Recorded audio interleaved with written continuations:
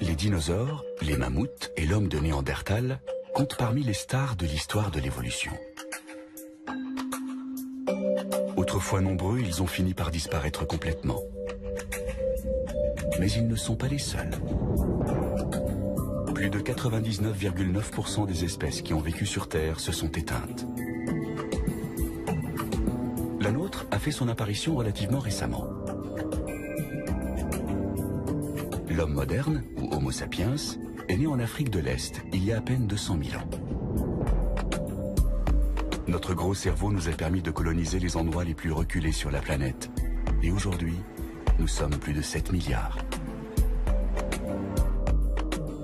Pour certains scientifiques, nous sommes désormais pratiquement immunisés contre une possible extinction.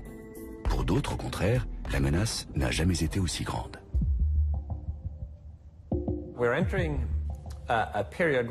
Nous entrons dans une période où le degré de risque est nettement plus élevé qu'avant. Il y a une probabilité réelle pour que l'histoire de l'humanité prenne fin au cours de ce siècle. On fait et on va faire des choses au XXIe siècle que personne n'a encore jamais réalisées. On est en train de concevoir des technologies extrêmement puissantes qui nous permettront de manipuler et réarranger la nature même de la vie et de maîtriser la matière au niveau atomique et moléculaire.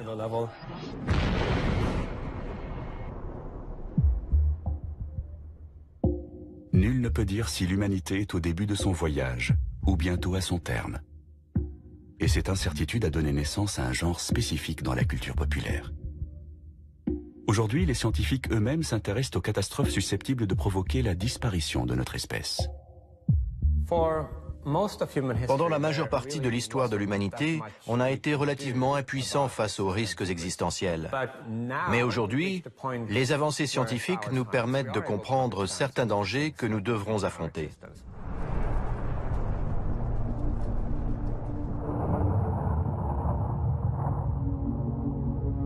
Sommes-nous menacés par un phénomène naturel ou serons-nous les artisans de notre propre perte? Et quel est le risque qu'une extinction massive ait lieu au XXIe siècle? Ce sont autant de questions auxquelles nous allons tenter de répondre.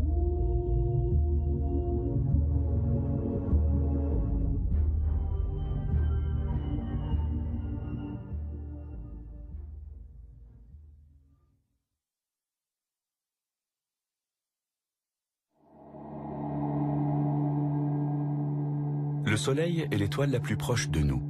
Il est essentiel à la vie sur Terre. Sans lui, les plantes, les animaux et l'homme n'existeraient pas. Mais les forces physiques qui s'exercent au cœur d'une étoile sont également capables d'anéantir la vie.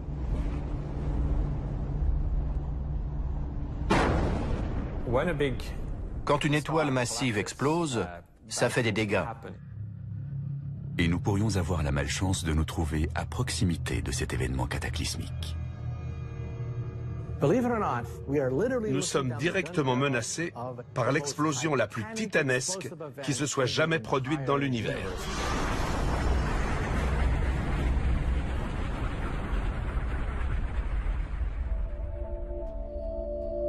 Le 19 mars 2008, satellites et télescopes ont enregistré un phénomène extrêmement distant, sans précédent dans l'histoire de l'astronomie. Ça a été l'explosion la plus puissante qu'on ait jamais vue.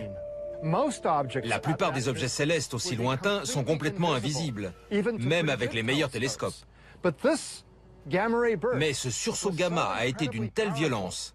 L'énergie dégagée était telle qu'elle a été visible à une distance de 7,5 milliards d'années-lumière. C'est remarquable. Les télescopes ont détecté la phase finale du cycle de vie d'une étoile géante. Une supernova assez massive pour engendrer ce qu'on appelle un sursaut gamma. Voilà une étoile massive. Quand elle s'effondre sur elle-même pour donner naissance à un trou noir, elle émet le long de son axe de rotation des particules de très haute énergie à une vitesse proche de celle de la lumière. Elles jaillissent de la surface de l'étoile en deux jets opposés, le sursaut gamma. Si un sursaut gamma devait se produire près de la Terre, les conséquences seraient catastrophiques. Si le rayonnement touchait la Terre, il détruirait la couche d'ozone. Les rayons UV arriveraient alors jusqu'à la surface de la planète, mettant toutes les formes de vie en danger. Notre planète a connu au moins 5 grands épisodes d'extinction massive. L'un d'eux s'est produit il y a 450 millions d'années. Plus de 50% de toutes les espèces animales ont été anéanties.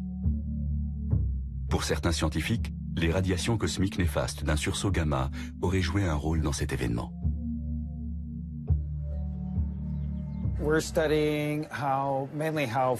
On étudie comment le phytoplancton, ces microalgues qui flottent dans l'océan, est altéré par une exposition au rayonnement ultraviolet.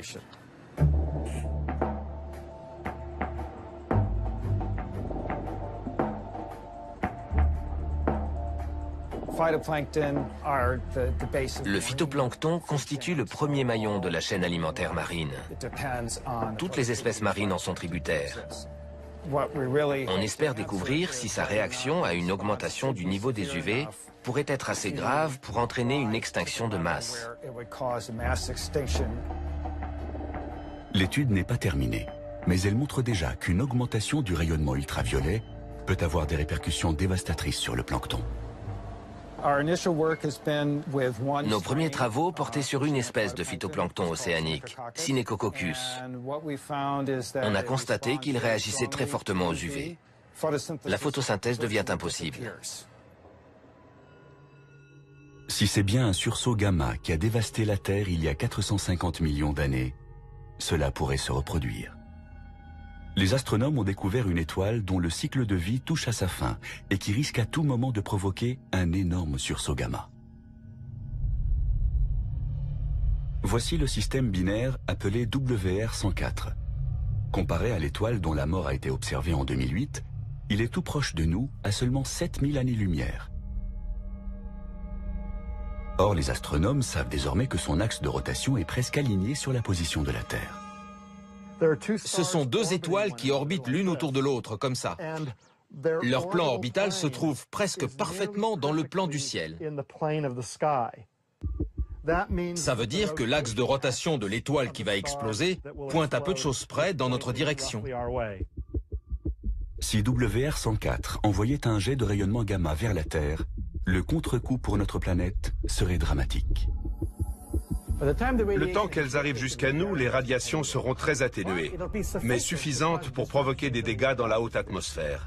Elles détruiront au moins la couche d'ozone.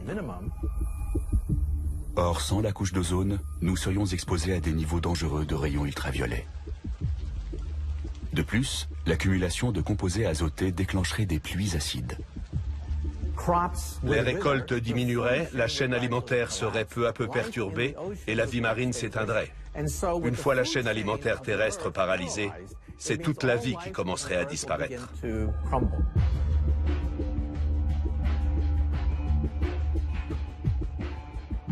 Ce genre de cataclysme se produira sans le moindre avertissement, ce qui bien sûr n'est pas fait pour arranger les choses. WR104 se trouve à une distance de 7 à 8000 années-lumière de la Terre. Ça veut dire qu'elle a peut-être déjà explosé il y a 7 à 8000 ans. Autrement dit, demain, pendant que vous serez en train de faire tranquillement votre lessive, vous verrez soudain apparaître une boule de feu dans le ciel. Dans le principe, c'est possible. Mais dans ce scénario, un sursaut gamma n'est pas le seul danger. Si une étoile proche explosait, le trou noir qui se formerait alors poserait un problème bien plus grave encore. Un trou noir est l'objet le plus monstrueux et le plus extraordinaire dans tout l'univers. Tout ce qui essaie d'en sortir est immédiatement réaspiré dedans. Les chercheurs connaissent depuis longtemps l'existence des trous noirs supermassifs qui forment le noyau central des galaxies. Notre propre système solaire orbite autour de l'un d'eux, mais hors de sa gravité à 27 000 années-lumière. Pourtant, le trou noir découvert il y a une dizaine d'années a surpris la communauté scientifique. En 2001, on observait le ciel quand quelque chose est passé devant les étoiles. Il y a eu une distorsion de la lumière qu'elles émettaient, signe qu'un objet invisible passait devant elles. On a cherché et on a fini par comprendre « Ouh là, c'est un trou noir errant ». Les trous noirs ne sont pas statiques. Ils peuvent se promener dans toute la galaxie. On a compris la nature de cette nouvelle menace, car ils sont complètement imprévisibles.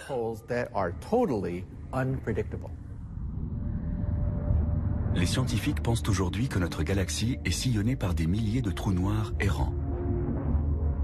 Ces vestiges de supernovae ont été éjectés dans toutes les directions à travers la Voie lactée.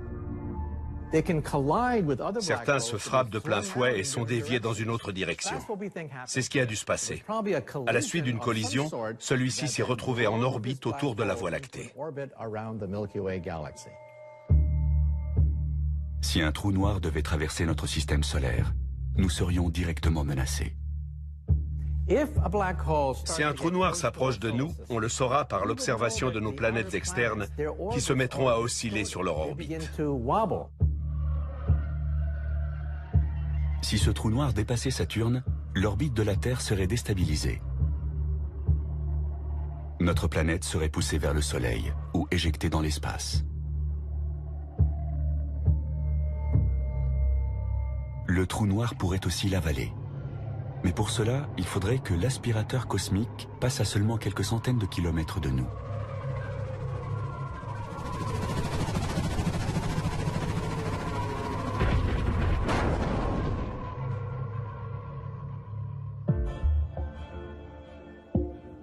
Le risque que nous soyons touchés par un sursaut gamma au cours de ce siècle est infime. 1 sur 10 millions. Celui d'une rencontre malheureuse avec un trou noir est encore plus faible. Ça fait partie des dangers naturels. On sait au moins une chose, ils sont extrêmement rares. Ce serait vraiment jouer de malchance si un sursaut nous frappait dans les 100 prochaines années. Cela explique que la mort d'une étoile soit en 10e position dans notre liste des pires scénarios catastrophes.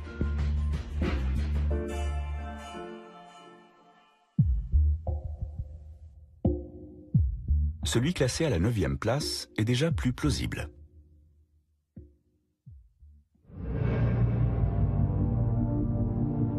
Personne ne l'a remarqué quand il a foncé vers nous il y a quelques années et est passé à 1/3 de la distance qui sépare la Terre de la Lune.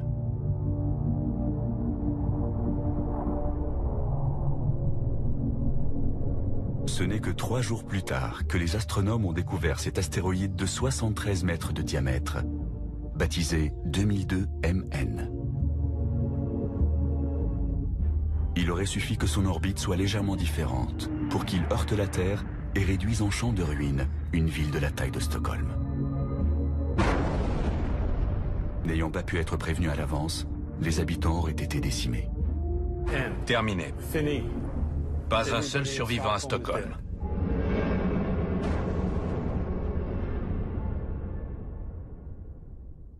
On vit au beau milieu d'un stand de tir. Il y a en permanence un tas d'objets qui passent à toute allure à côté de nous sans qu'on les voie. Si on pouvait les éclairer la nuit, on n'arriverait pas à le croire.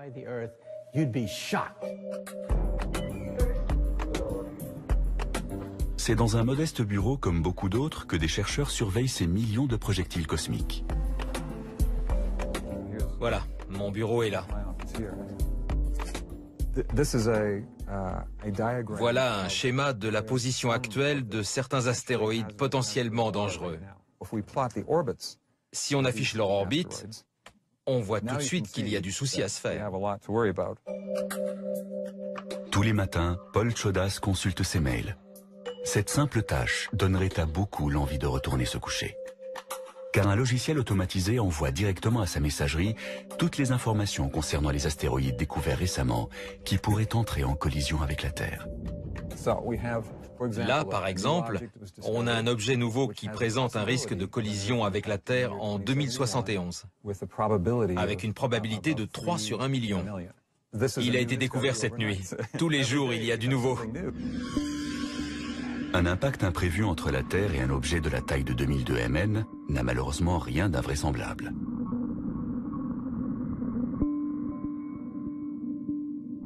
La moitié des astéroïdes qui s'approchent de nous ont le Soleil dans le dos et sont donc impossibles à repérer. De plus, nous sommes très loin de les avoir tous identifiés. Il y a environ 1 million de géocroiseurs qui représentent un danger potentiel pour la Terre. Et sur tout cela, on en a recensé moins de 1%. La menace la plus sérieuse vient d'Apophis, un astéroïde de taille moyenne, avec un diamètre estimé à 270 mètres et un poids de 20 millions de tonnes. D'une puissance équivalente à 65 000 fois celle de la bombe larguée sur Hiroshima. Son impact pourrait éradiquer Stockholm, mais aussi toute l'Europe du Nord. Alors notez bien dans votre agenda le vendredi 13 avril 2029. Car c'est à cette date qu'Apophis frôlera la Terre, à une altitude de seulement 29 000 km, ce qui est plus bas que certains satellites artificiels. On voit bien que son orbite est à peu près sûre. Il ne heurtera pas la Terre. En revanche, il pourrait passer par ce trou de serrure-là. Ce trou de serrure gravitationnel ne fait que 600 mètres de large. Si Apophis y passe en 2029, son orbite sera modifiée, mais les scientifiques sont incapables de calculer exactement dans quelle mesure.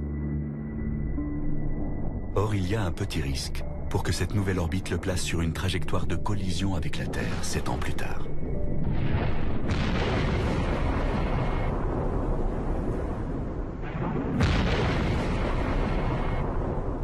Il existe plusieurs méthodes pour dévier un astéroïde dangereux.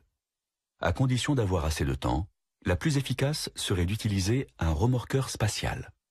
Il se mettrait en vol stationnaire devant l'objet, comme un hélicoptère, et le remorquerait en se servant de l'attraction sans le toucher. Pour le ralentir, il faudrait simplement que l'engin se place derrière, suffisamment près, et ça ralentirait l'objet.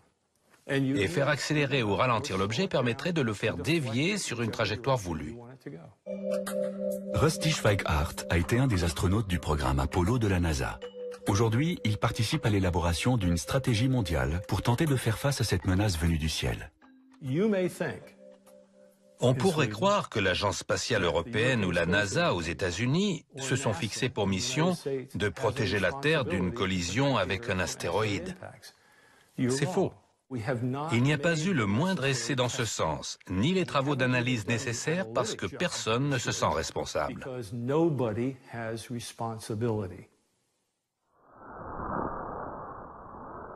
Un astéroïde de la taille d'Apophis ne mettrait cependant pas l'espèce humaine en danger. Les petits astéroïdes ne risquent pas d'anéantir l'humanité. Ils détruiront une ville, une région ou un État, c'est tout. Ce sont les objets dont le diamètre est supérieur à 2 km qui provoqueront une catastrophe à l'échelle planétaire.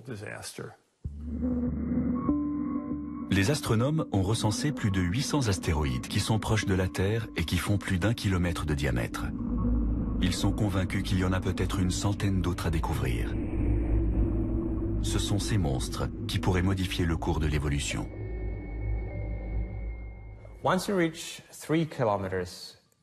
Un objet de 3 km de diamètre représente une menace très grave, un risque de voir l'humanité disparaître.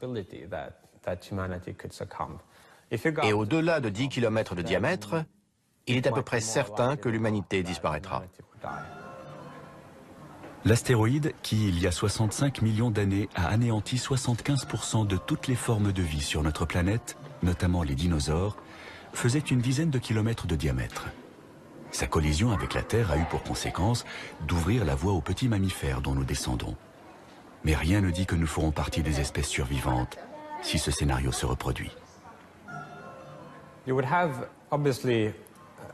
Il y aurait d'abord un choc colossal. Ensuite, l'impact d'un astéroïde de grande taille projetterait dans l'atmosphère des quantités de suie et d'aérosols qui absorberaient la lumière du Soleil. La planète connaîtrait alors une longue période d'obscurité et de température négative. Ce sont probablement ces changements climatiques qui anéantiraient les derniers survivants humains. En voilà un beau, JU-39. À toi de jouer. Selon toute probabilité, aucun gros astéroïde ne se trouvera sur une trajectoire de collision avec la Terre dans un avenir proche. La véritable menace pour l'humanité vient d'ailleurs. Le danger ne vient pas des astéroïdes parce qu'on sait les repérer. Ils tournent autour du Soleil sur une orbite très périodique. Le danger, ce sont les comètes. La bonne nouvelle, c'est qu'elles sont moins nombreuses que les astéroïdes. La mauvaise, c'est qu'elles se déplacent 2 fois plus vite et qu'elles sont énormes. Certaines sont aussi grosses que Pluton. On sait aujourd'hui que Pluton n'est pas une planète à proprement parler. C'est une comète surdimensionnée. Au-delà de l'orbite de Pluton, il y a d'autres objets similaires tout aussi gros. Et la très mauvaise nouvelle, c'est qu'il est impossible de repérer la plupart des comètes, même les plus grandes. Imaginons le pire. Une comète effectue un premier passage autour du Soleil. Donc, elle n'a pas encore de queue et elle est totalement invisible. Puis, à mesure qu'elle tourne autour du Soleil, on voit apparaître une queue gigantesque dans la direction opposée au Soleil. Mais là, on n'a plus que 2 semaines devant nous et on n'a plus qu'à toucher du bois en espérant qu'elle nous rate. Un astéroïde de 3 km de diamètre ou une comète d'1 km de diamètre pourrait donc en théorie anéantir l'humanité. Mais la probabilité pour que l'un ou l'autre fonce sur nous au cours de ce siècle est faible. 1 sur 20 000. C'est pour cela que la menace d'une collision avec un objet céleste est classée à la 9e place dans notre liste.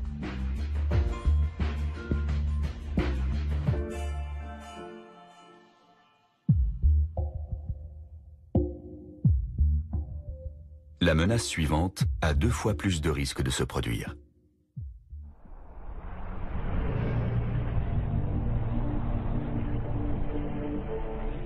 Quand les entrailles de la Terre se réveillent, il n'est jamais bon d'être à proximité. Une éruption volcanique est l'événement le plus destructeur qui puisse se produire sur Terre aujourd'hui. Les volcans les plus dangereux sont si grands qu'on peut ne pas se rendre compte qu'on est pile dessus. La plupart des visiteurs ne savent pas qu'ils se trouvent sur un des plus grands volcans en activité du monde. Quand un supervolcan se réveille, c'est toute la vie sur Terre qui est en danger.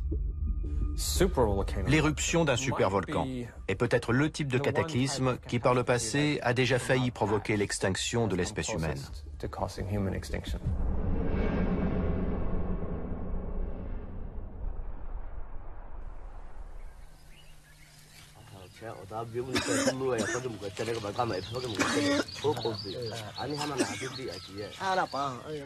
Il y a 75 000 ans, la vie n'était pas facile pour les hommes qui peuplaient la Terre.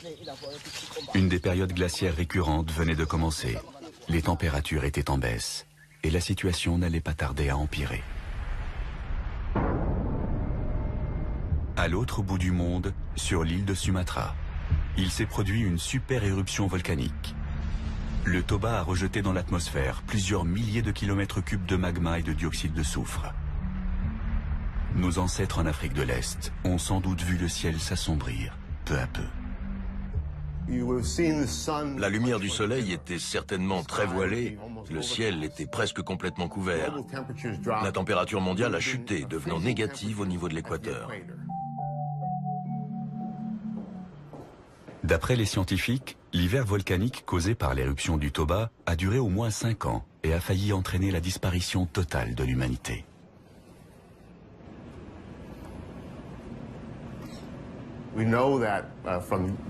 Les études génétiques modernes ont montré qu'il y a eu une diminution des populations humaines il y a environ 75 000 ans, ce qui correspond sensiblement au moment de l'éruption du Toba. Notre nombre est tombé à seulement quelques milliers d'individus. Cette période est considérée comme la plus critique pour l'humanité. L'espèce humaine a frisé l'extinction totale. L'éruption du Toba, ce supervolcan, a pratiquement provoqué notre disparition.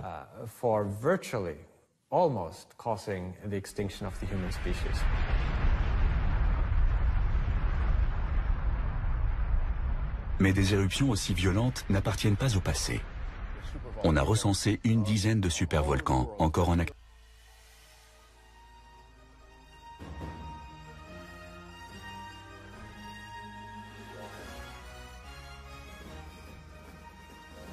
aujourd'hui. En ce qui concerne les supervolcans, la question n'est pas de savoir s'il y aura une nouvelle éruption, mais quand elle aura lieu. Le numéro 1 sur la liste des volcans qui pourraient faire d'immenses dégâts se trouve en fait sur un des sites les plus visités au monde.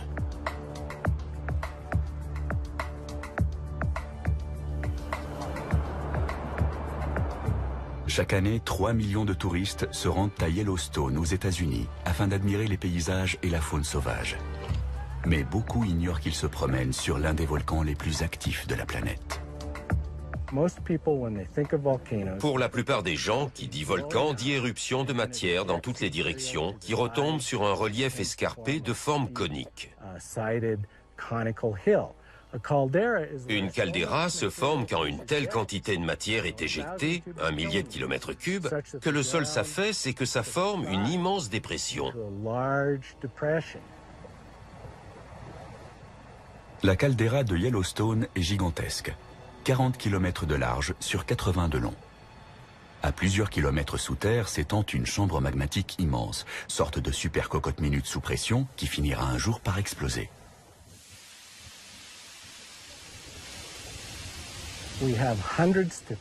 Il y a des centaines, voire des milliers de séismes par an. Il y a des geysers, des sources chaudes, des mares de boue et des fumerolles. Il y a aussi des zones de plusieurs centaines de kilomètres carrés qui se soulèvent, puis redescendent lentement, comme si le volcan respirait. Par exemple, celle qui se trouve devant nous s'est surélevée de 12 cm entre 1996 et 2004. De toute évidence, la chambre magmatique située sous le parc est très active. Reste à savoir quand se produira la prochaine éruption. Y aura-t-il des éruptions à Yellowstone? Oui, ça ne fait aucun doute. Y a-t-il déjà des essaims sismiques? Oui. Des déformations du sol? Oui. Pourquoi n'est-ce pas le signe d'une éruption imminente?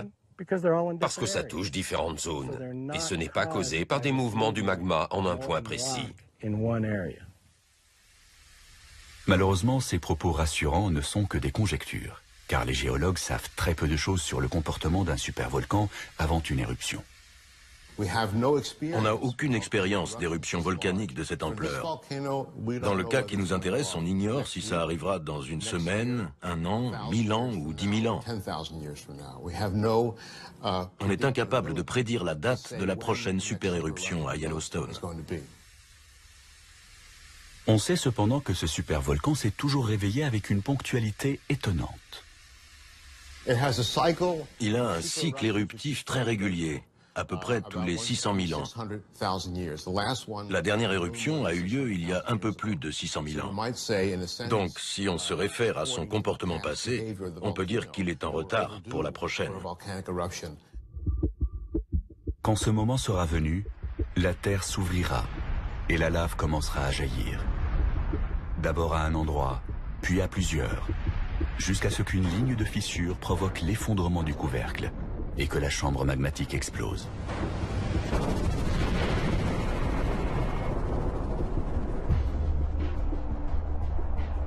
Au cours de certains types d'éruptions, un nuage immense se forme. Appelé coulée pyroclastique, il est composé de gaz, de vapeur d'eau, de cendres, de lave et de débris extrêmement chauds. Le nuage s'étale dans toutes les directions, à une vitesse de plusieurs centaines de kilomètres/heure. Rien ne survit à son passage. Bozeman est la ville du Montana qui connaît la plus forte croissance démographique.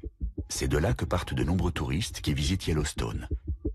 Le parc a beau être à une centaine de kilomètres, Bozeman serait détruit par la nuée ardente.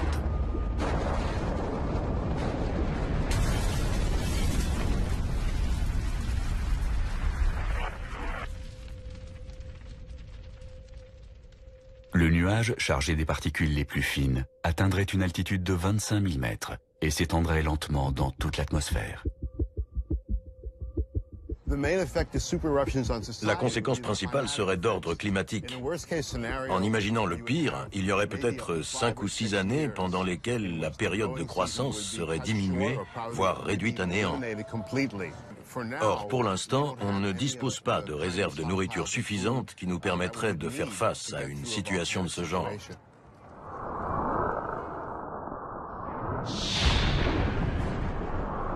Un géocroiseur pourrait être dévié et une guerre nucléaire mondiale pourrait être évitée grâce à la diplomatie.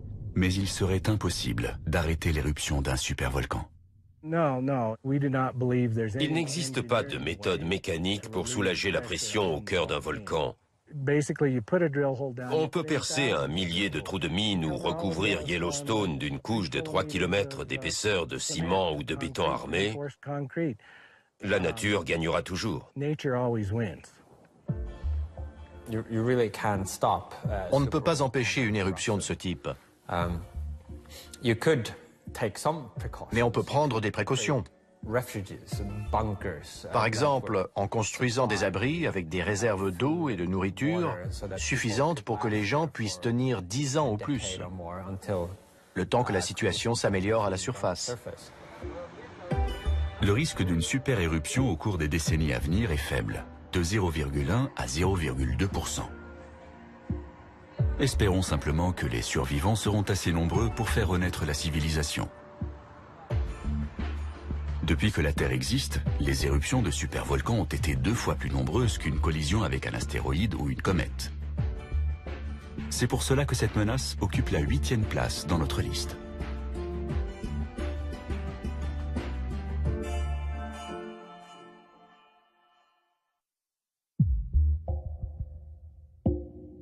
La 7e menace appartient à ce qu'on pourrait appeler les dangers inconnus.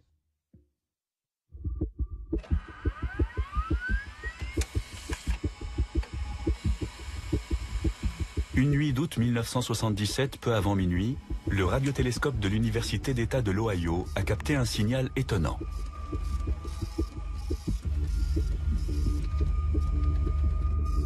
Il provenait d'une région du ciel située juste à l'est de la constellation du Sagittaire, à 220 années-lumière de la Terre. Le signal était si net que l'astrophysicien qui a observé le phénomène a fait dans la marge de la sortie papier une inscription devenue célèbre depuis. L'intérêt du signal WOW réside dans sa forme. Il monte et redescend.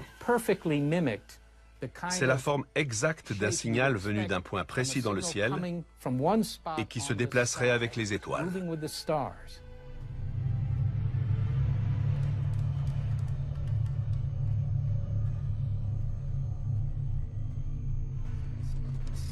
Depuis que nous traquons des formes de vie extraterrestres intelligentes, le signal WOW est le seul qui n'a jamais pu être expliqué.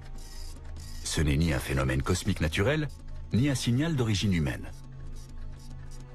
On ne sait absolument pas ce que c'est. On ne l'a plus jamais entendu.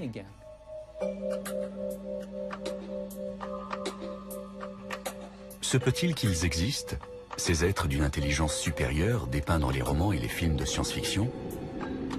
Leurs intentions sont parfois pacifiques, mais la plupart du temps, ils ne nous veulent pas du bien.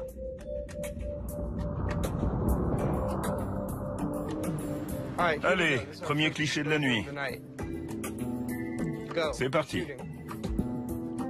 Personne ne peut dire si la vie existe sur d'autres planètes.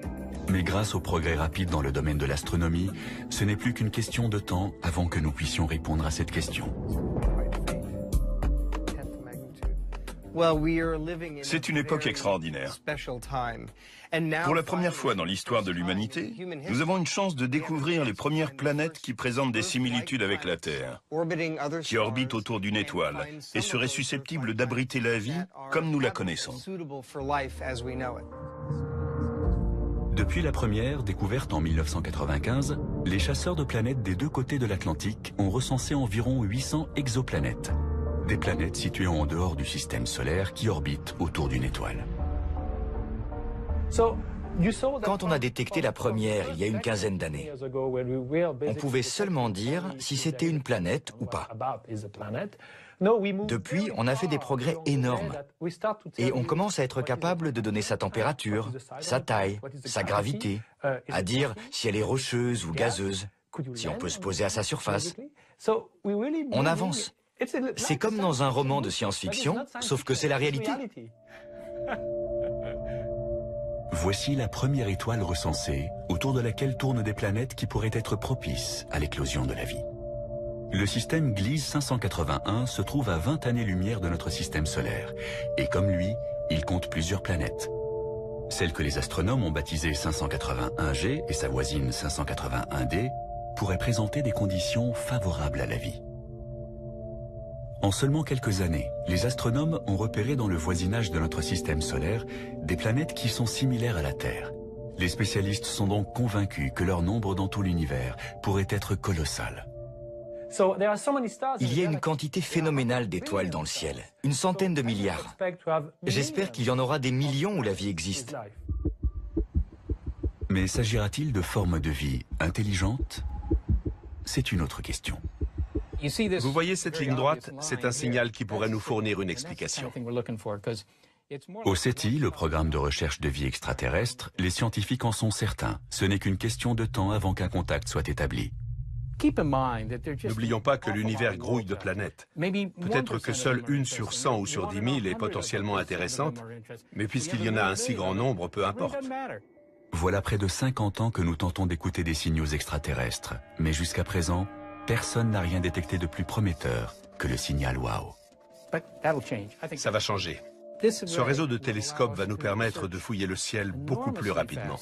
D'ici une vingtaine d'années environ, on pourrait avoir écouté 1 million de systèmes stellaires. Ce sont ces antennes qui pourraient découvrir E.T. dans les 25 prochaines années.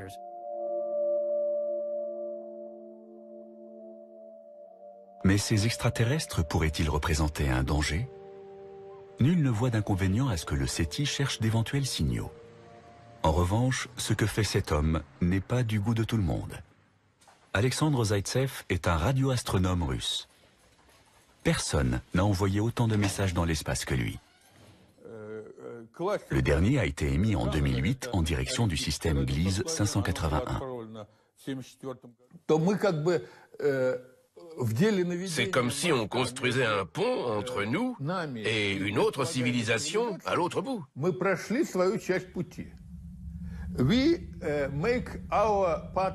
On fait notre part du boulot. À eux de faire le leur. Pourront-ils décoder notre message? Le comprendront-ils?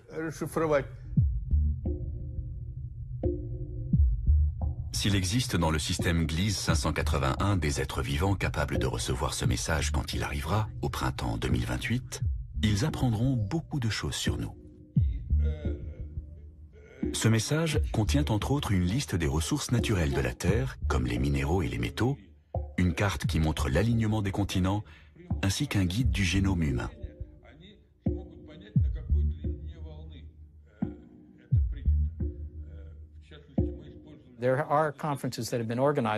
On a tenu plusieurs conférences parce que c'est un sujet extrêmement sensible. On est plusieurs à penser que faire ceci est dangereux et que c'est une mauvaise idée. On pourrait m'objecter, les signaux de nos téléviseurs émettent dans l'espace depuis toujours, mais ils sont très faibles. Ce qu'on voudrait éviter, c'est l'émission délibérée d'un signal beaucoup plus fort en direction d'un système précis.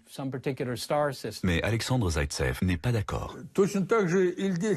Je ne vois pas ce qui pourrait s'avérer dangereux dans ce qu'on a envoyé.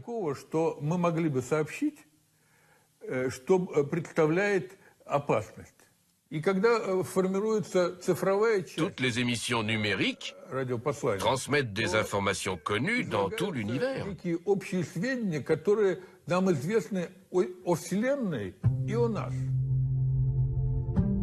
Si nous sommes vraiment seuls dans notre petit coin de l'univers, nous pourrions éliminer les extraterrestres de notre liste de scénarios catastrophes.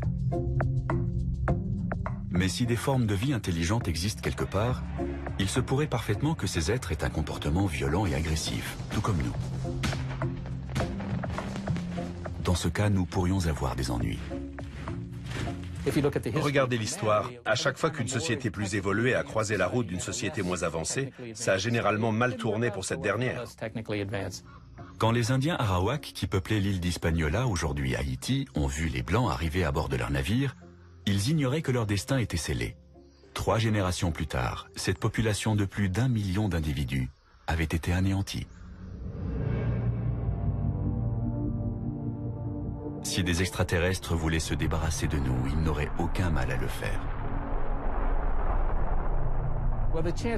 Statistiquement, il y a peu de chances pour qu'ils n'aient que 500 ans d'avance sur nous. Il est plus probable qu'ils aient des milliers, voire 1 million d'années d'avance sur nous. Si des agresseurs éventuels voulaient faire le maximum de dégâts, il leur suffirait d'observer la Terre de nuit pour savoir quelle cible viser.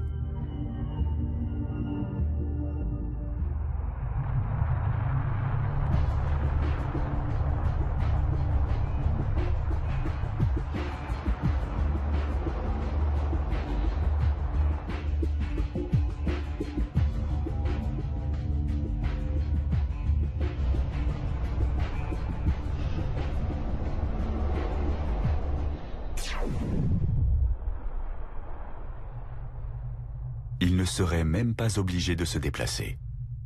Des êtres supérieurs sur le plan technologique auraient sans doute déjà mis en place un armement puissant à proximité de notre planète et pourraient déclencher une bombe à distance s'ils percevaient soudain notre civilisation comme une rivale pour la leur.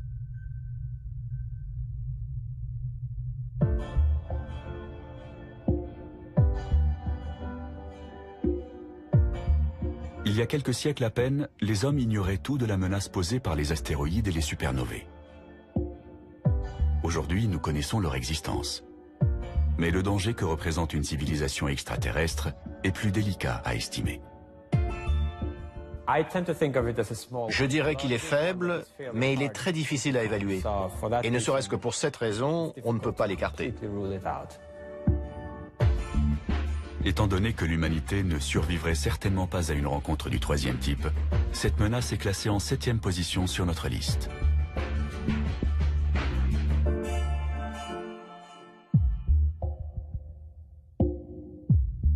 Contrairement au précédent, le scénario suivant n'est pas nouveau.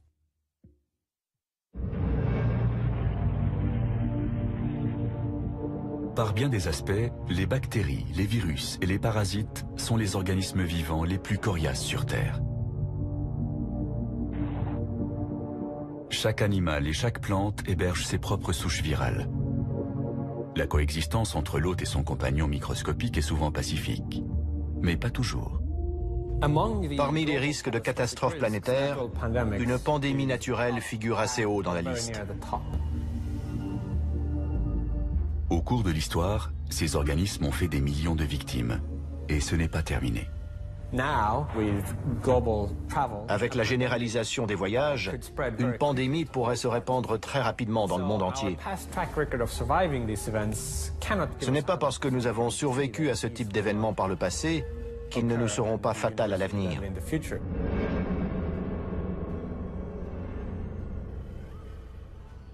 The people of San Francisco celebrate. You've seen the signs they carry.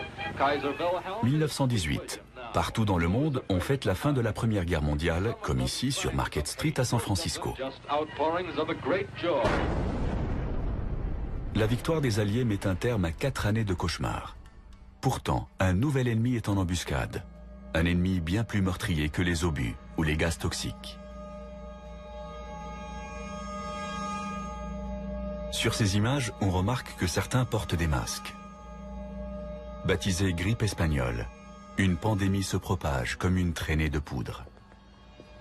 Près de la moitié de la population mondiale est touchée et 80 millions de personnes en meurent. Dans tous les cimetières britanniques, on trouve des tombes datant de 1918. Le bilan final de la pandémie mondiale a été bien supérieur au bilan de la Première Guerre. Largement supérieur. On ignore encore pourquoi la grippe espagnole de 1918 a été aussi meurtrière.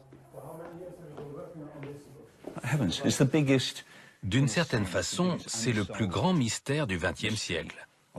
Comment 80 millions de personnes ont-elles pu mourir? Pour John Oxford, l'étude de ce virus presque séculaire pourrait nous aider à mieux affronter des pandémies futures. Ce jeune homme est décédé à Prague en 1918 de la grippe espagnole. Ça, c'est un échantillon de ses poumons. Si on parvient à identifier 1, 2 ou 3 gènes dont le potentiel de virulence correspond à celui de la souche de 1918, on pourra appliquer les données à la situation actuelle.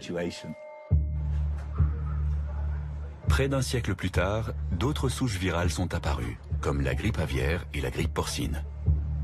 À première vue, elles semblent beaucoup moins dangereuses. Mais John Oxford nous met en garde.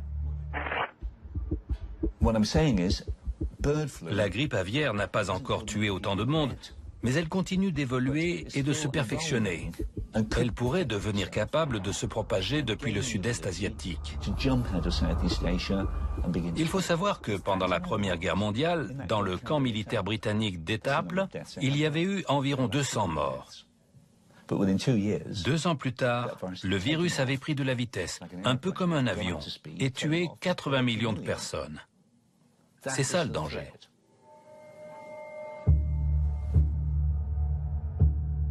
Un virus pénètre dans nos cellules et commence à se répliquer en utilisant les ressources des cellules. Les plus dangereux sont les virus à ARN. Dépourvus de mécanismes de correction des erreurs, ils présentent un taux de mutation élevé. La plupart de ces mutations ne sont pas viables, mais certaines survivent et se propagent.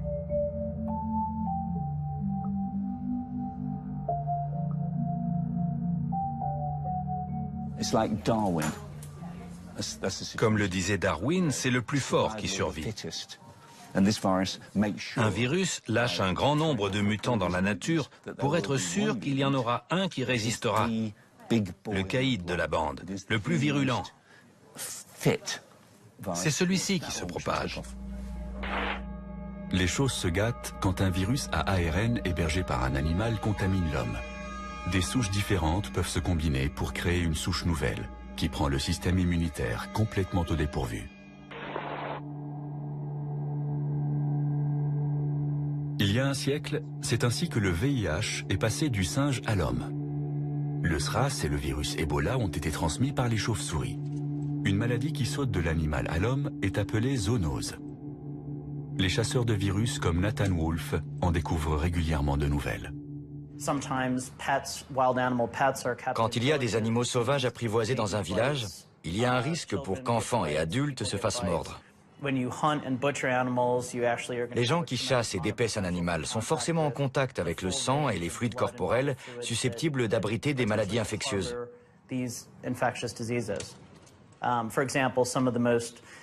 C'est comme ça qu'on a fait une découverte essentielle concernant la transmission des rétrovirus appartenant à la même famille que le VIH. On a isolé des souches humaines qu'on n'avait jamais vues avant. Malheureusement, ce n'est peut-être que le début. Ce qu'on a découvert jusqu'à présent n'est que la partie émergée de l'iceberg. La population humaine vient juste d'entrer dans une phase nouvelle. Avec le développement du transport aérien, le monde entier est devenu un petit village.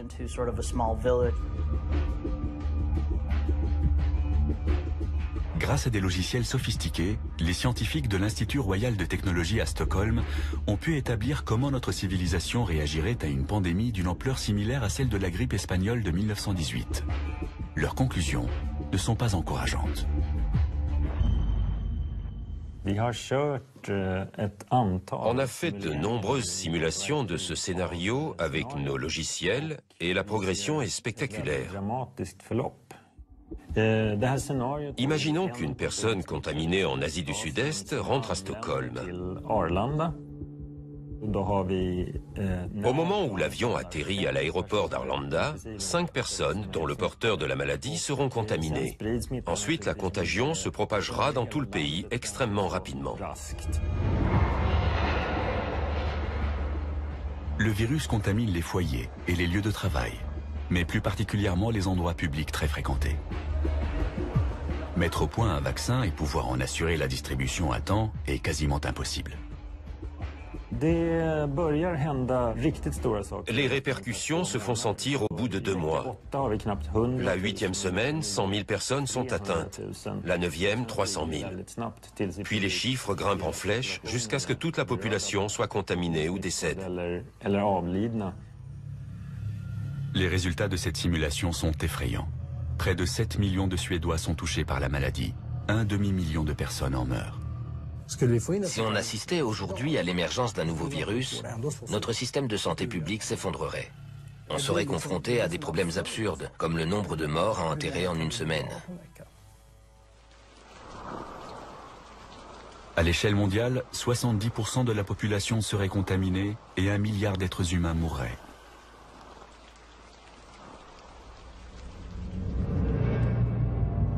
Faut-il envisager l'émergence de souches virales capables de provoquer des ravages encore plus terribles, voire de nous rayer définitivement de la carte?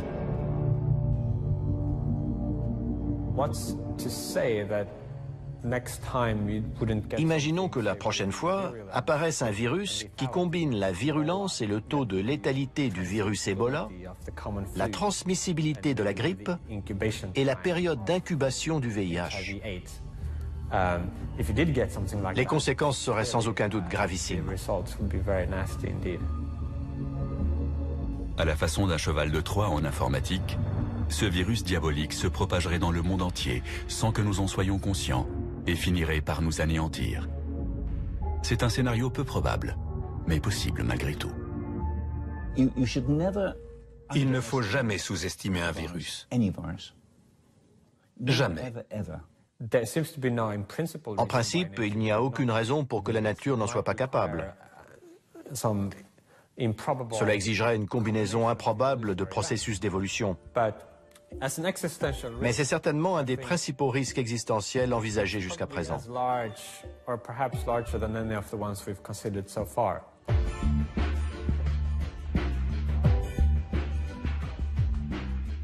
Voilà pourquoi la menace que représentent les micro-organismes est en 6e position sur notre liste.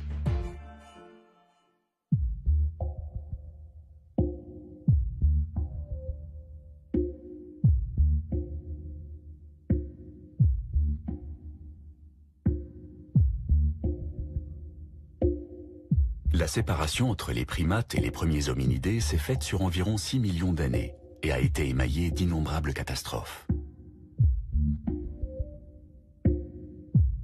Régulièrement, les prédateurs et les périodes de sécheresse et de glaciation ont réduit notre population.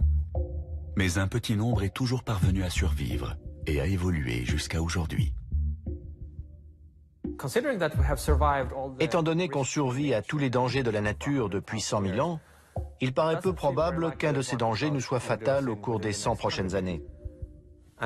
D'où ma conviction que si l'espèce humaine s'éteint au cours de ce siècle, ce sera le résultat d'une catastrophe anthropique, c'est-à-dire causée par l'homme lui-même.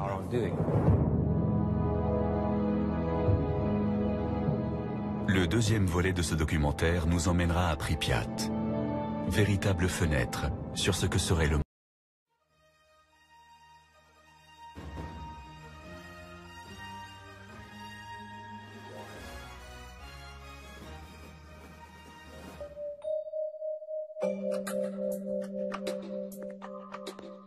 Les risques existentiels qui menacent l'espèce humaine sont nombreux. Parmi les scénarios les plus probables, tous ne mèneront pas à son extinction, mais pourraient réduire sa population. D'autres ont moins de chances de se produire, mais ils pourraient anéantir l'humanité tout entière.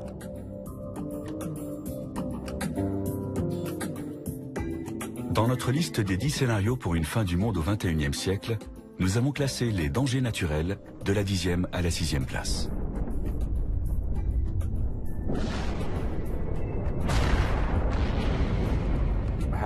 Nous avons survécu aux chutes d'astéroïdes et aux changements climatiques. Il paraît peu probable qu'un de ces dangers nous soit fatal au cours des 100 prochaines années. D'où ma conviction que si l'espèce humaine s'éteint au cours de ce siècle, ce sera le résultat d'une catastrophe anthropique, c'est-à-dire causée par l'homme lui-même.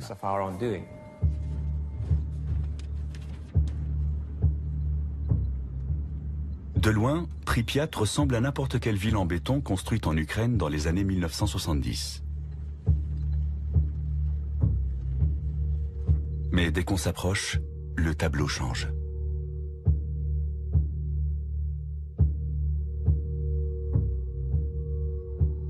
Il n'y a pas si longtemps, des dizaines de milliers de gens vivaient à Pripyat, jusqu'au jour où une catastrophe provoquée par l'homme l'a transformée en ville fantôme. L'attitude des gens est assez irrationnelle. Ils s'angoissent pour des risques très mineurs comme les produits cancérigènes dans les aliments, un accident d'avion ou de train. mais ils sont dans le déni total d'événements plus rares, mais plus graves. Or, ceux qui résultent des activités humaines sont ceux qui m'inquiètent le plus. Nous approchons du réacteur numéro 4. Les techniciens qui travaillaient à Tchernobyl n'ont pas voulu causer un tel désastre. Ils effectuaient des tests afin de vérifier ce qui se passerait si les turbines de la centrale nucléaire étaient privées de leur source normale d'alimentation électrique. L'explosion du réacteur, dans la nuit du 26 avril 1986, a libéré des taux de radioactivité énormes, rendant toute la zone inhabitable pour des siècles.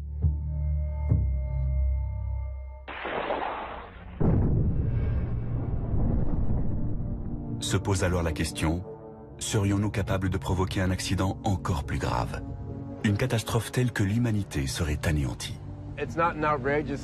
Ce n'est pas une hypothèse délirante de dire que l'humanité va s'éliminer elle-même au cours de ce siècle. Je ne le souhaite pas, mais je prends en compte objectivement la puissance des technologies mises au point et le manque de fiabilité des hommes qui les conçoivent et les utilisent. Il y a une probabilité réelle pour que l'histoire de l'humanité prenne fin au cours de ce siècle. La seconde moitié de notre liste des scénarios de fin du monde recense ce qui pourrait résulter d'actions humaines.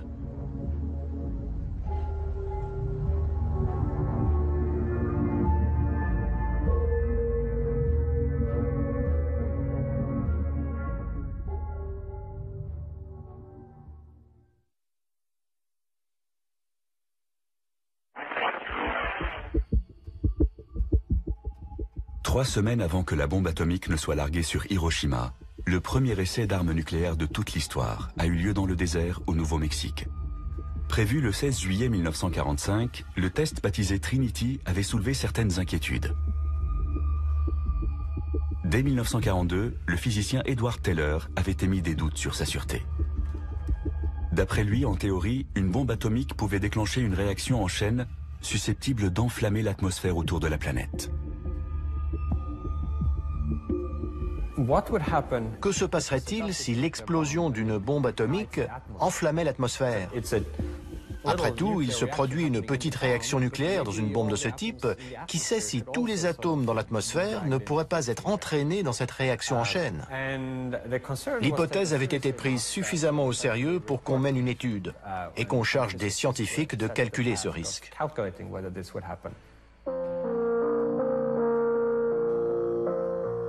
Aujourd'hui, les spécialistes savent dans quelles conditions un tel scénario pourrait se réaliser. Mais en 1945, les conséquences physiques de l'essai étaient mal connues et on ne pouvait pas écarter cette éventualité. Malgré tout, l'expérience a été réalisée.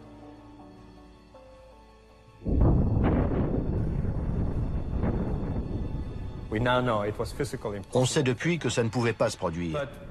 Mais ça donne à réfléchir. Jusqu'à quel point pouvons-nous nous fier à nos calculs? Peut-on miser l'avenir de l'humanité sur leur exactitude?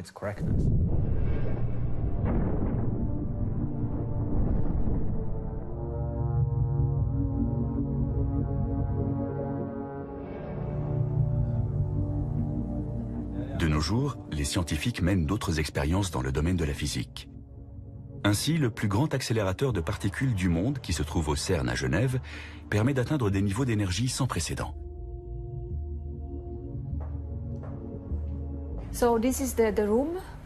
C'est dans cette pièce que nous enregistrons les données utiles obtenues par la collision des deux faisceaux du LHC. Le LHC est un anneau de 27 km, formé d'aimants supraconducteurs qui accélèrent en sens inverse deux faisceaux de protons à une vitesse proche de celle de la lumière. Les nouvelles particules créées lors de la collision devraient nous aider à comprendre la formation de l'univers. Ces images ont été filmées le 30 mars 2010, jour où le LHC a établi un nouveau record.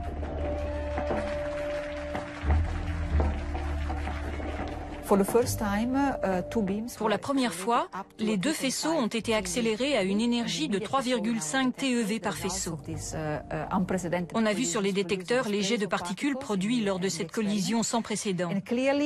C'est ce qui a marqué le début d'une ère nouvelle dans la physique des particules et l'exploration d'un territoire encore inconnu. Pourtant, certains pensent que les expérimentations menées à Genève vont provoquer la fin du monde. Le progrès accompli par le grand collisionneur de Hadron a un intérêt immense dans le domaine de la physique des particules et de la physique théorique. Mais on aimerait aussi être sûr que les risques ont été bien évalués avant qu'on continue. Analyste en risque, Rick Wagner a soutenu une plainte déposée par 2 personnes privées contre le CERN. Une issue fâcheuse signifierait la perte de notre planète. Un certain nombre de gens estiment donc de leur devoir de citoyen vis-à-vis de la Terre et de l'humanité de faire stopper les choses jusqu'à ce qu'une évaluation soit menée à bien.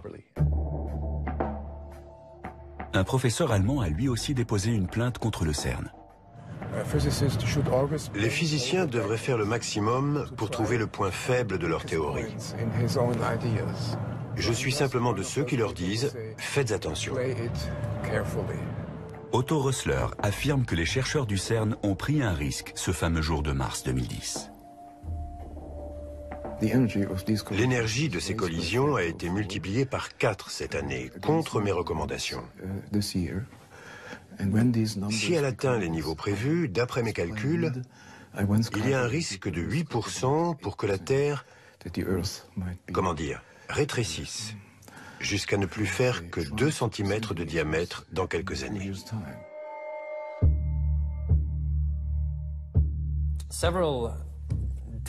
On a envisagé plusieurs scénarios possibles, en se demandant si les expériences en physique sur les très hautes énergies, comme celles menées dans le LHC, pouvaient poser un risque existentiel pour l'humanité. Il y a un risque que ça crée un trou noir à l'intérieur de la Terre. Otto Rössler est un spécialiste reconnu de la théorie du chaos. D'après ses calculs, la collision des particules pourrait entraîner la formation de trous noirs microscopiques. Dans le domaine de la théorie des trous noirs, on a encore des choses à apprendre. Je crois que mon groupe de chercheurs a fait une découverte à ce sujet. De minuscules trous noirs pourraient se former lors de collisions à très haute énergie. Jusqu'à présent, l'accélérateur fonctionne à un niveau d'énergie qu'Otto Rössler considère comme acceptable. Mais cela devrait bientôt changer. On progresse à pas de géant. Notre objectif est de multiplier l'intensité des 2 faisceaux par 2 ou 3, afin de produire un plus grand nombre de collisions. C'est bien ce qui m'inquiète justement, parce que d'après mes résultats, il y a une probabilité non nulle pour que ça provoque une catastrophe. Les trous noirs sont des objets de l'espace dont le champ gravitationnel est si puissant que même la lumière ne peut s'en échapper. D'après les spécialistes, le centre des galaxies est occupé par des trous noirs massifs. Et les étoiles massives s'effondrent pour former des trous noirs de taille moyenne, lorsque leur carburant est épuisé. Mais en théorie, il pourrait exister des trous noirs infiniment petits. Si c'est le cas, les expériences menées à Genève pourraient en créer un. Fabiola Gianotti le reconnaît, c'est justement un des buts des chercheurs. La création de micro-trous noirs serait une découverte très importante. On y tient beaucoup. On pourrait produire ces particules à condition qu'il existe des dimensions spatiales supplémentaires, des dimensions microscopiques. Dans ce cas, la fabrication de micro-trous noirs serait possible, mais comme ils s'évaporeraient instantanément, ça n'engendrerait aucun risque. Pour Otto Rössler, au contraire, ces trous noirs artificiels posséderaient des propriétés différentes de ceux qu'on trouve dans l'espace. Le résultat de mes calculs montre qu'ils ne disparaîtront pas.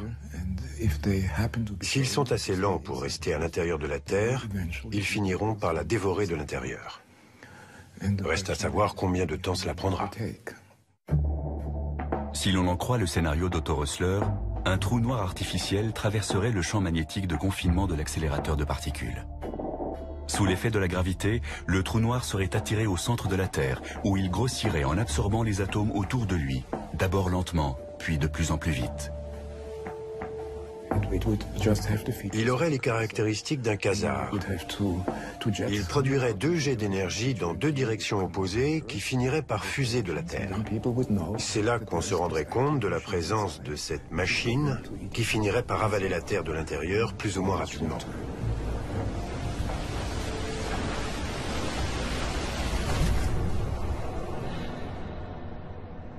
Les chercheurs du CERN reconnaissent que des trous noirs artificiels pourraient avoir un comportement imprévisible. Mais ils ne pensent pas que cela présente le moindre danger. C'est vrai, on ne sait pas ce qui se passera, mais la nature fait la même chose que nous depuis 4,5 milliards d'années. Alors même si on ignore ce qu'on réussira à produire, ce n'est pas dangereux.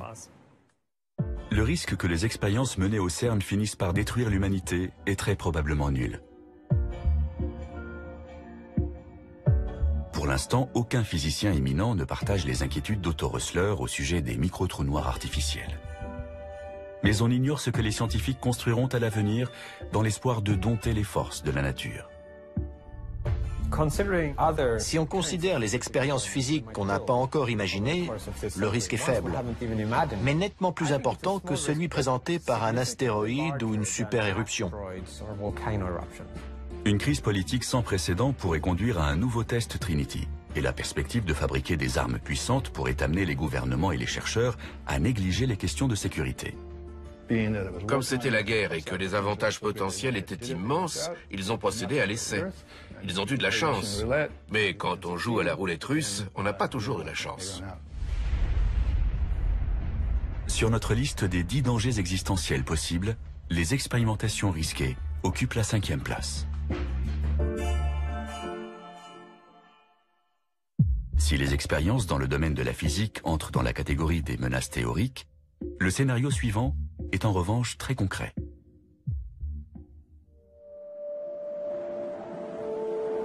C'est l'été en Antarctique, en ce mois de janvier 1909. Il fait moins 50 degrés et l'explorateur Ernest Shackleton, qui tentait de rejoindre le pôle Sud, a été contraint à l'abandon. Sur le chemin du retour, il découvre quelque chose qui va transformer à jamais notre perception du continent de glace. Un morceau de bois fossilisé, mais aussi un fragment de grès qui porte l'empreinte d'une plante. Il n'y a qu'une seule explication possible à la présence de ces deux éléments. Il fut un temps où cet environnement aujourd'hui désertique était couvert d'une forêt vierge.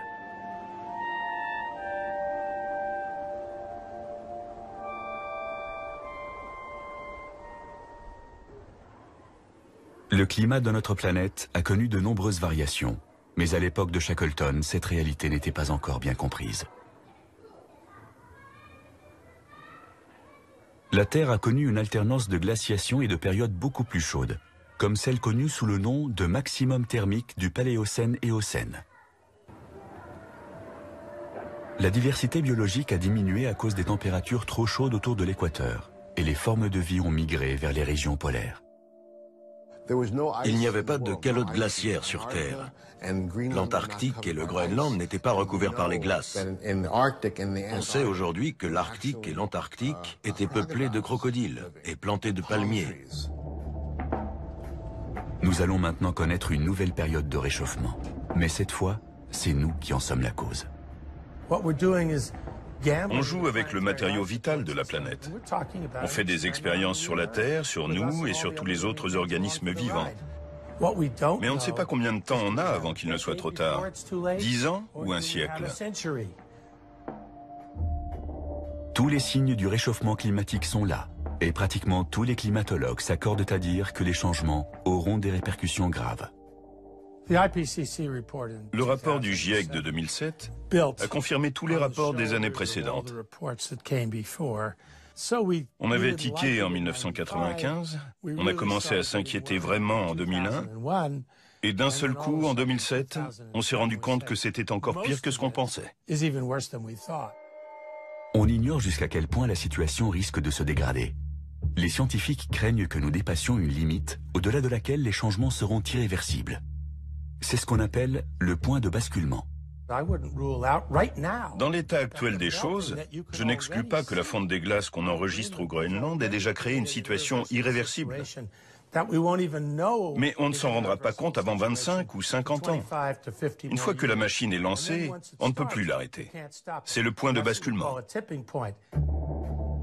Les études paléoclimatiques ont montré que nous allons peut-être connaître une hausse brutale des températures mondiales. Il Il y a 55 millions d'années, à l'époque où les fossiles retrouvés par Ernest Shackleton se sont formés, le même scénario s'était produit. Il y a eu un réchauffement relativement rapide, peut-être autant que celui que nous avons déclenché en émettant plus de CO2 dans l'atmosphère. On associe généralement l'effet de serre avec la petite molécule de dioxyde de carbone. Pourtant, il existe d'autres gaz à effet de serre. Par exemple, le méthane, 20 fois plus nocif. Les chercheurs pensent que le réchauffement qui s'est produit il y a 55 millions d'années est dû à une hausse brusque des concentrations de ce gaz dans l'atmosphère. Les climatologues craignent que nous n'atteignions le point de basculement dans les régions où des dégagements de méthane peuvent se produire.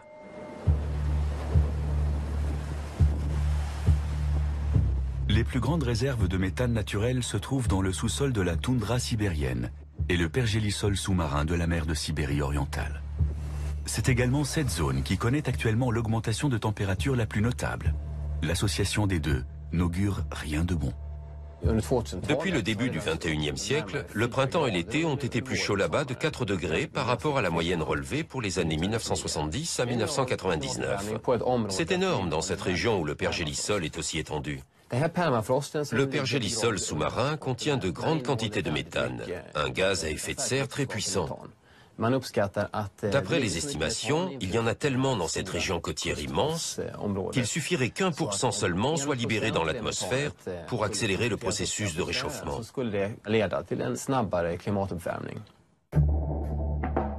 Örjan Gustafsson a pris part récemment à une expédition dans la mer de Sibérie orientale. Jusqu'à présent, on pensait que le pergélisol retenait le méthane captif au fond de l'eau. Mais le professeur Gustafsson a constaté que ce n'était plus le cas.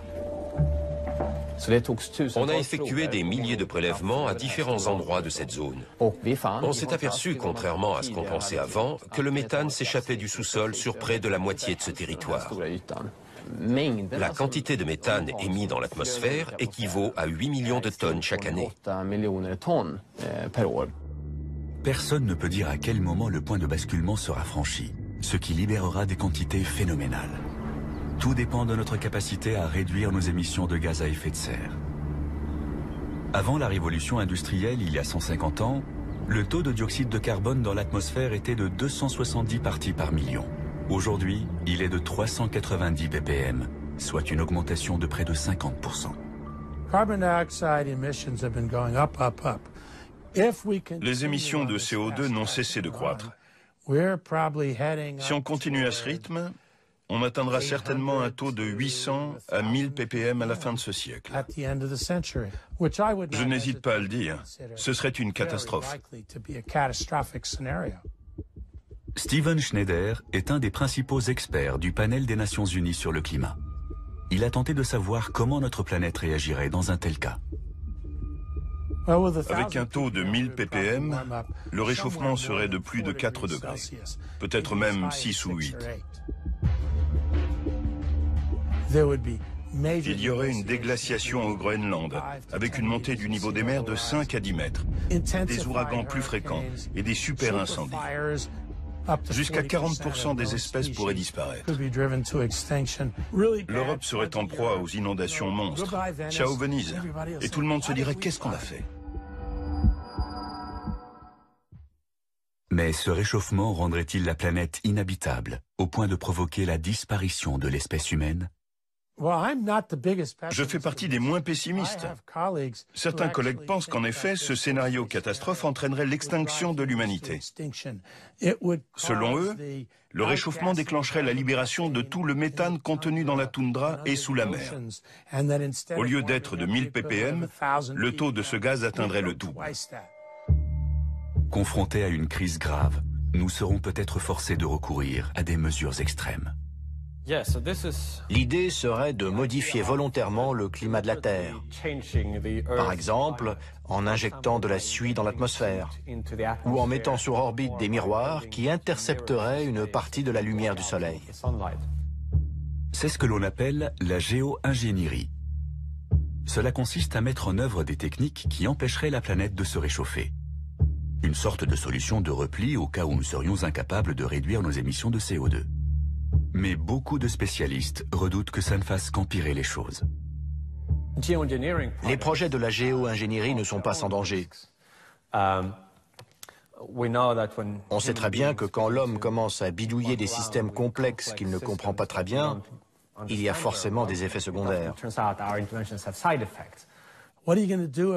Que faire si on ne peut pas déterminer quels seront exactement les effets secondaires engendrés?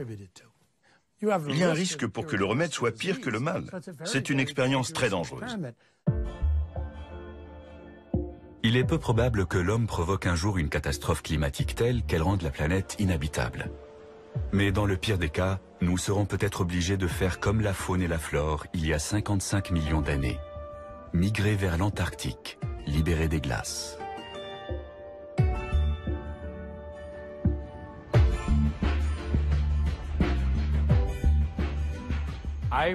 Je dirais que le risque est plus élevé que tous ceux que nous avons examinés précédemment. L'impact d'un astéroïde, l'éruption d'un supervolcan, voire les expérimentations risquées. C'est pourquoi la menace d'une catastrophe climatique est classée 4e sur notre liste.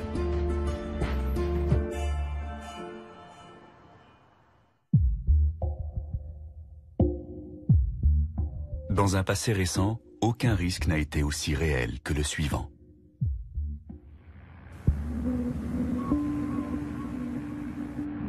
Octobre 1961. Un bombardier Tupolev fait route vers l'océan Arctique. Le commandant Andrei Donovtsev a été chargé de procéder à un essai nucléaire qui restera dans les annales. Il doit larguer la Tsar Bomba, la bombe la plus puissante jamais mise au point de l'histoire de l'humanité.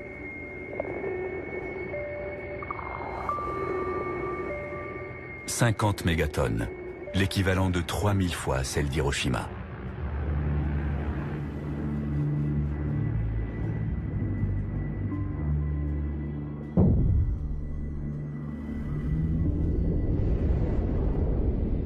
Le champignon atomique s'élève à plus de 60 km de haut. Et l'onde de choc fait 3 fois le tour de la planète avant de ne plus être perceptible.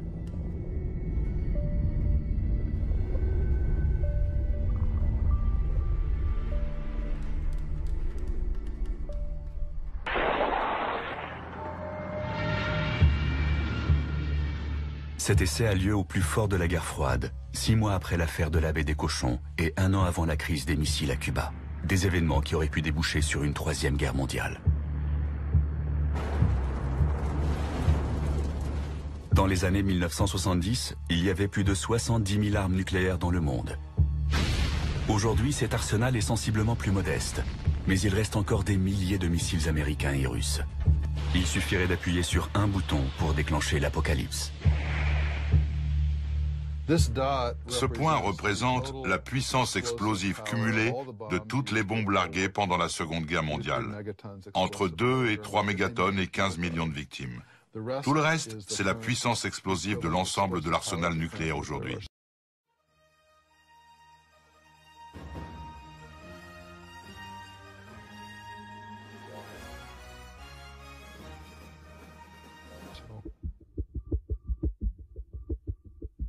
On pourrait croire qu'en cas de guerre nucléaire, le principal danger viendrait de cette puissance et des niveaux de radioactivité mortels.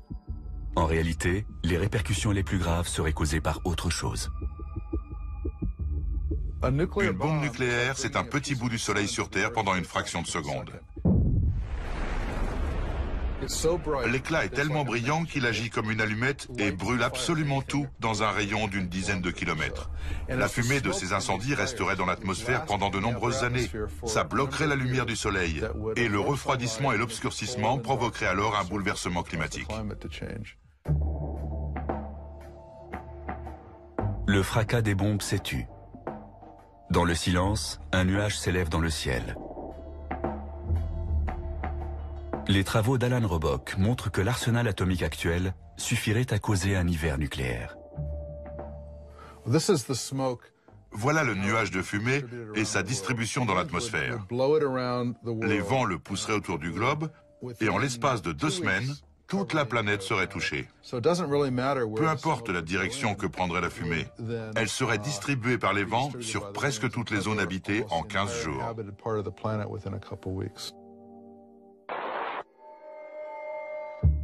D'après cette simulation, les températures resteraient négatives même pendant les mois d'été. Ça, c'est le premier été après la formation du nuage, le deuxième et le troisième. Pendant tout ce temps, les températures seraient négatives. On aurait un vrai hiver nucléaire. L'agriculture serait stoppée, il ferait froid, sec, et il n'y aurait pas de lumière, et la majeure partie de la population mondiale mourrait de faim. Même après le nouveau traité de désarmement signé récemment par Obama et Medvedev, l'arsenal américain et russe est encore assez important pour déclencher un hiver nucléaire.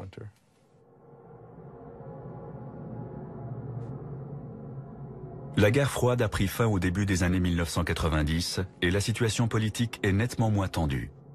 Mais on ne peut pas pour autant écarter l'éventualité d'un nouveau conflit. Il ne faut pas se faire d'illusions. Ce n'est pas parce que la guerre froide s'est terminée sans incident nucléaire que nous sommes à l'abri de ce danger.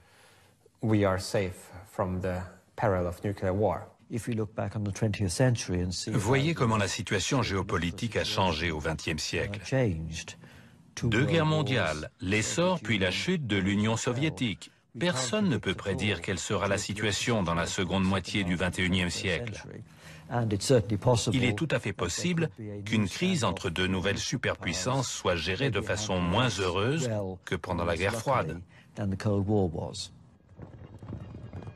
Une chose est sûre, les progrès technologiques permettront de concevoir des armes nouvelles et plus puissantes. Quand Alfred Nobel a inventé le TNT, il pensait qu'un explosif aussi puissant mettrait fin à jamais à la guerre parce que personne n'oserait s'en servir. Idem quand Richard Gatling a inventé sa mitrailleuse. C'était une arme tellement meurtrière qu'elle mettrait fin aux guerres pour la même raison. Or, l'expérience a montré que toute nouvelle arme est utilisée. Les armes futures feront peut-être appel à une science de l'invisible. La nanotechnologie consiste à manipuler la matière au niveau atomique et moléculaire. Travailler dans le monde de l'infiniment petit permet d'améliorer la solidité, la durabilité et l'élasticité des choses. Cela permet aussi de lutter plus facilement contre les maladies et les problèmes environnementaux. C'est une technologie extrêmement puissante, dont les applications pourront être aussi bien bénéfiques que néfastes. De fait, la nanotechnologie a un côté obscur.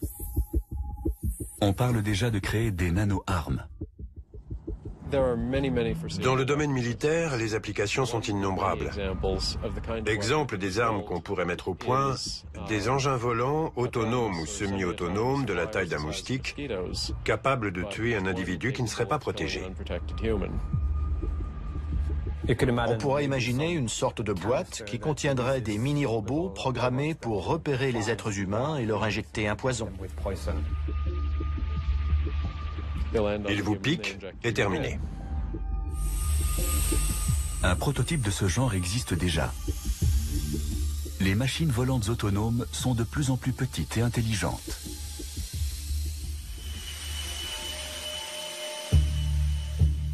Les pires scénarios sont envisageables. On peut aussi imaginer des machines microscopiques qui se comporteraient comme des bactéries. Elles détruiraient toutes les ressources naturelles et proliféreraient de manière incontrôlée. Une armada de machines microscopiques pourrait ravager un territoire ennemi en dévastant tout sur son passage. Pour l'instant, tout cela est purement théorique. Mais jusqu'à quand ? C'est l'un des principaux risques existentiels qui nous menacent. Pour le moment, il est de 0, car nous ne disposons pas d'armes nanotechnologiques susceptibles de mettre l'humanité en danger. Mais ce sera un risque à l'avenir.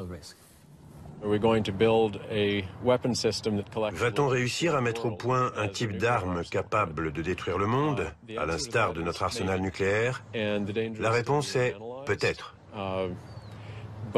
On n'a pas encore complètement défini l'ampleur du danger. Mais ce n'est pas demain la veille qu'un cinglé ou un terroriste sera en mesure de fabriquer une arme de fin du monde avec des composés moléculaires. La Première Guerre mondiale a été une guerre chimique. Le gaz lacrymogène, le gaz moutarde et le gaz chloré ont été utilisés massivement sur les champs de bataille en Europe. La Seconde Guerre mondiale a été celle de la bombe atomique. Quelles seront les armes de la Troisième Guerre mondiale? La question reste ouverte. Einstein a dit un jour « Je ne sais pas quelles armes seront utilisées pendant la Troisième Guerre mondiale, mais la quatrième se réglera à coups de pierre et de bâton. » C'est une catégorie qui englobe des risques spécifiques et différents. Armes nucléaires, armes nanotechnologiques, armes qui n'ont pas encore été inventées. Et de fait, la probabilité qu'une guerre déclenche une catastrophe existentielle est assez élevée.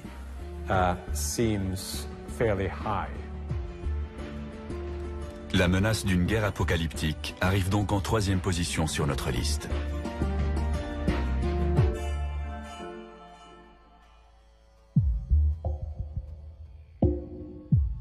La 2e place est occupée par un danger qui relève encore du domaine de la science-fiction.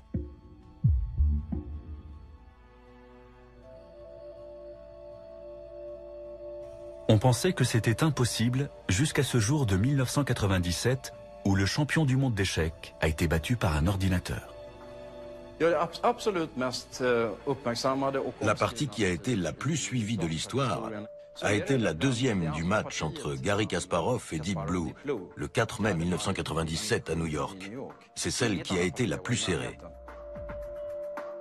Au cours de cette 2e partie, le superordinateur Deep Blue joue un coup qui prend le champion totalement au dépourvu. Pour répliquer, celui-ci prépare alors un piège, certain que l'ordinateur va tomber dedans. Kasparov a utilisé cette variante pour obliger l'ordinateur à prendre son pion. Après avoir étudié le jeu, il s'était dit « Je vais lui proposer un petit œuf de Pâques, il sera content ». Mais la machine ne se comporte pas comme ses adversaires habituels. Après 2 minutes de calcul, Deep Blue joue un coup qui va causer la perte du champion. Au 37e coup, l'ordinateur refuse. « Non merci, je n'ai pas faim pour l'instant, je le garde pour plus tard ». Il n'a pas l'intention de manger rapidement toutes les pièces de son adversaire. Au lieu de ça, il opte pour une stratégie à long terme. Le coup 37 est complètement inattendu.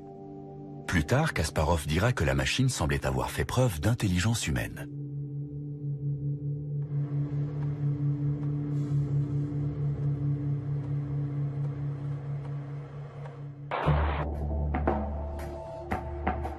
Il n'est pas exagéré d'affirmer que nous sommes entrés dans l'ère de la machine. Il nous serait impossible de revenir à un monde sans ordinateur ni automatisation. Les machines sont essentielles pour la gestion du trafic aérien, l'entretien des centrales nucléaires, le traitement des communications et le contrôle de l'économie mondiale. Sans elles, notre civilisation s'écroulerait. L'avenir n'est pas rassurant pour ceux qui pensent que nous sommes déjà à leur merci. Elles vont devenir omniprésentes et seront de plus en plus perfectionnées.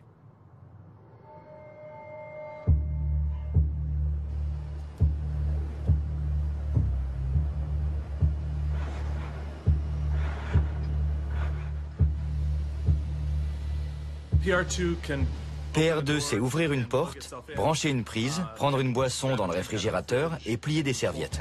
On peut lui faire plein de choses. Dans la Silicon Valley, Willow Garage met au point les appareils ménagers de demain. Ici, on est sûr que les robots deviendront aussi banals que les lave-vaisselle ou les ordinateurs. C'est ici qu'on assemble tous nos robots. Nous sommes convaincus qu'ils peuvent améliorer la qualité de vie des gens. On les verra bientôt dans les maisons et sur les lieux de travail. Un lave-vaisselle, c'est un robot très spécialisé. Imaginez un robot polyvalent qui lave la vaisselle, mais aussi la range ou la sort du placard. Tout d'un coup, ça devient beaucoup plus intéressant. Mais les machines pourraient-elles devenir perfectionnées et autonomes, au point de représenter une menace pour l'humanité? Pourrait-elle un jour se retourner contre nous, comme on le voit dans les romans et les films de science-fiction? Aujourd'hui, les robots en sont encore au premier balbutiement. Ils ont tout juste appris à marcher, mais on devine déjà de quoi ils seront capables à l'avenir. On les imagine aisément manipulant une arme, et plus seulement une boisson ou un ballon.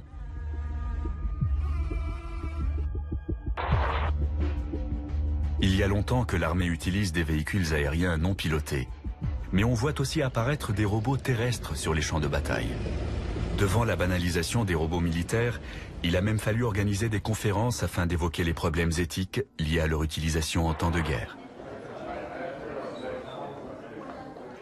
Les gens ne se rendent pas compte qu'il y en a autant. On en avait très peu en 2001, mais aujourd'hui, il y en a quelques 7000 déployés en Afghanistan et en Irak. Certains sont utilisés pour la surveillance et la manipulation d'engins explosifs. Là-dessus, rien à dire. Ce qui nous gêne, c'est l'utilisation de ce que l'on appelle des plateformes armées, c'est-à-dire de robots de combat. L'armée américaine en a acheté 1700. Ils sont télécommandés, mais peuvent aussi fonctionner de façon complètement autonome. Lorsqu'ils repèrent un objectif, ils calculent une solution de tir en une fraction de seconde. Puis ils attendent, pour l'instant du moins, qu'un humain leur donne l'ordre d'agir.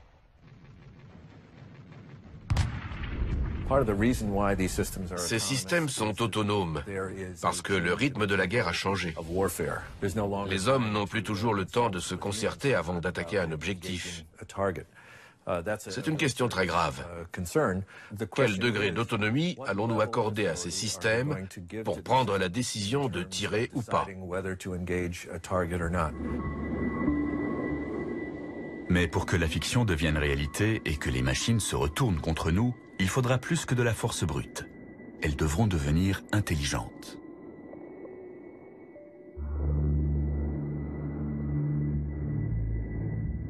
La communauté scientifique est divisée sur la question. Est-il possible de créer une intelligence artificielle, ou IA?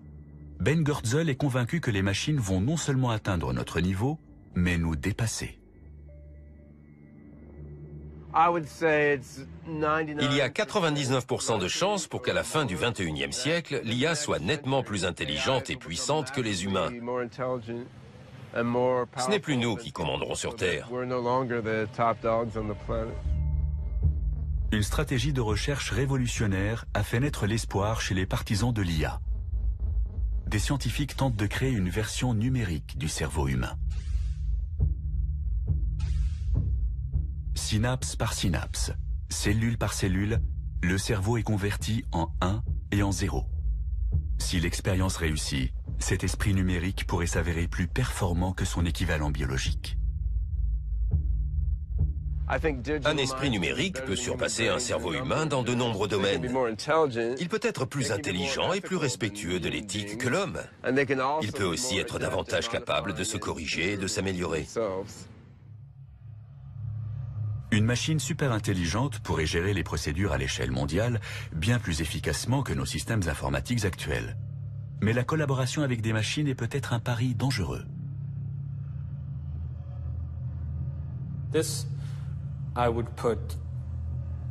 C'est un risque que je classerais tout en haut ou presque de la liste des dangers existentiels. C'est un scénario qu'on ne peut pas écarter. On va peut-être créer une IA dans un but utile pour s'apercevoir au final qu'on s'est trompé. Ça peut paraître fou ou relever du domaine de la science-fiction, mais une superintelligence serait capable de concevoir très rapidement des technologies très puissantes afin d'imposer sa volonté.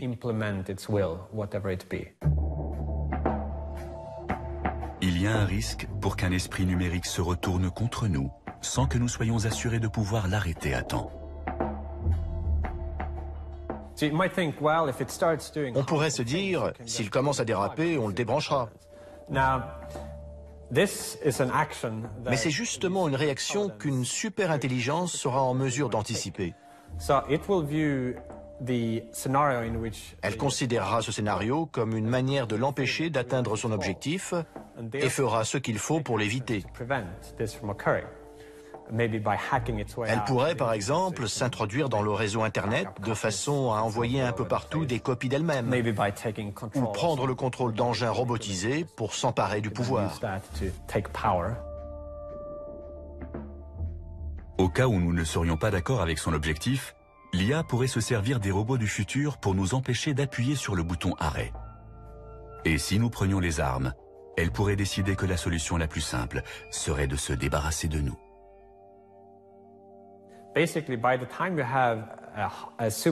Le jour où on sera confronté à une super-intelligence hostile ou indifférente à notre bien-être, on aura déjà perdu.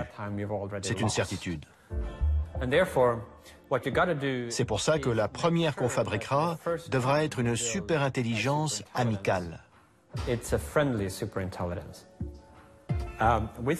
Comme avec toutes les autres catastrophes existentielles, on n'aura pas droit à un deuxième essai. Il ne faudra pas se tromper.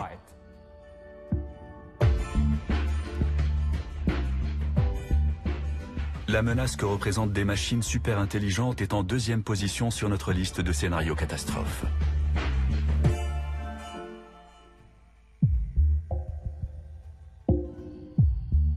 Et voici maintenant le numéro 1.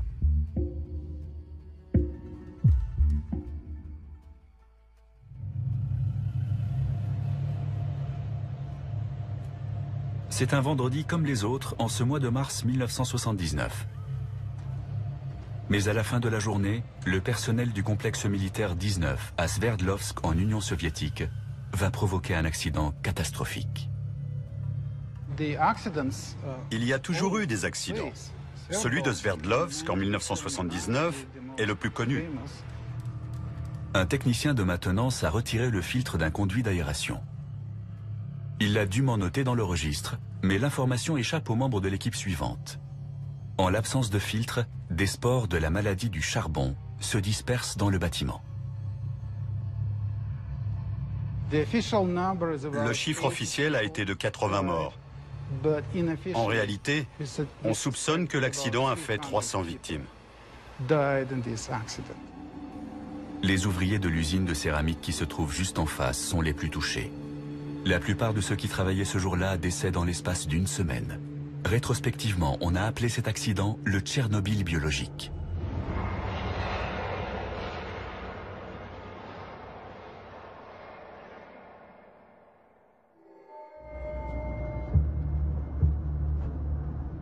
Les superpuissances de la guerre froide ont officiellement mis un terme à leur programme d'armes biologiques. Mais elles sont toujours en mesure de produire des micro-organismes mortels.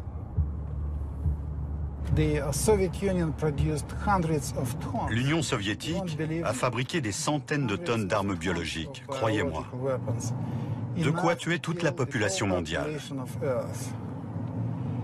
En se fondant sur cet exemple, on peut penser qu'un pays doté de ressources modérées serait capable de produire une quantité importante d'armes de ce type. Entre 1976 et 1986, cet homme était responsable du laboratoire secret soviétique Vektor à Novosibirsk. On a tenté de modifier des virus en introduisant des fragments synthétiques d'ADN dans leurs matériaux génétiques. L'idée était de les rendre plus puissants, d'en faire des tueurs dotés d'une plus grande virulence.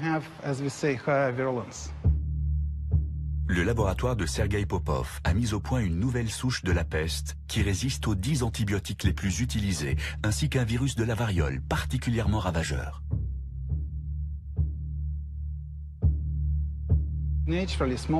En temps normal, la variole tue environ 30% des gens contaminés. Il a été prouvé de façon expérimentale, dans le cadre d'un de mes projets, qu'il était possible de créer un virus avec un taux de mortalité de 100%. En manipulant le code génétique, il est désormais possible de créer de nouveaux organismes vivants. Ce domaine de la recherche a été baptisé biologie de synthèse ou biologie synthétique. Beaucoup espèrent qu'il aidera l'humanité à faire face à de nombreux problèmes.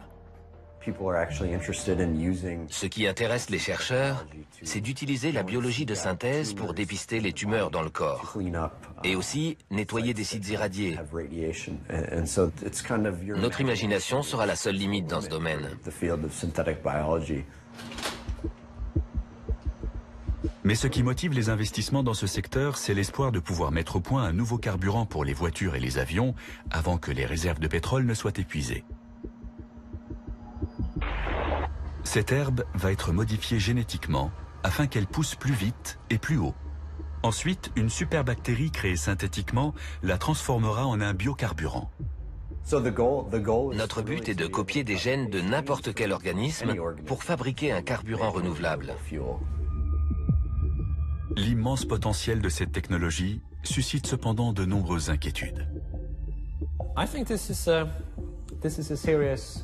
Elle présente un risque grave.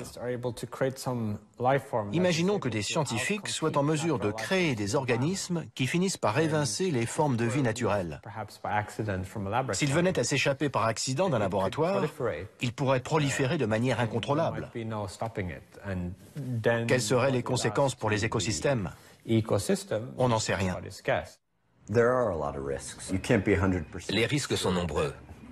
On ne peut pas être sûr à 100% qu'on n'introduira pas involontairement dans la nature un microbe génétiquement modifié. C'est pour ça qu'on travaille à doter ces organismes de circuits automatiques d'autodestruction, de façon à ce que les microbes en question se suicident s'ils sont disséminés dans l'environnement.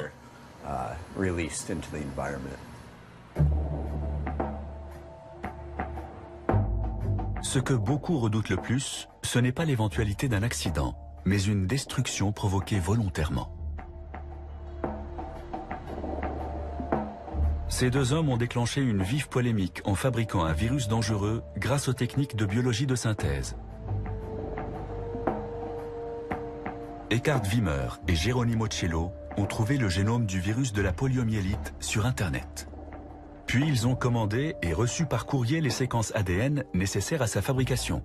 Avec du matériel standard de laboratoire, ils sont ensuite parvenus à recréer ce virus mortel.